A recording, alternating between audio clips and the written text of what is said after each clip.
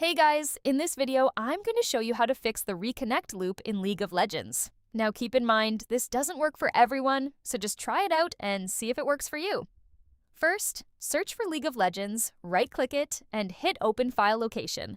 From there, find your Riot Games folder, open League of Legends, and scroll down until you see three files: League Client UX, and League Client Bex Render. Right-click each one, go to Properties, then Compatibility, and check Run this program as an administrator. Make sure you apply that to all three. Next, head back to the Riot Games folder and find Riot Client.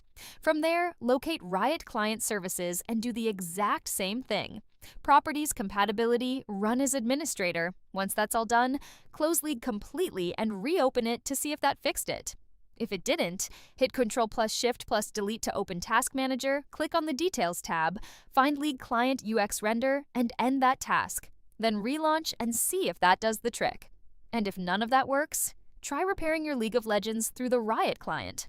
Or as a last resort, just uninstall and reinstall it completely. Anyway, if this video helped you out, please drop a like and subscribe. It really does help me out a ton. Thanks so much for watching, and I'll see you in the next one.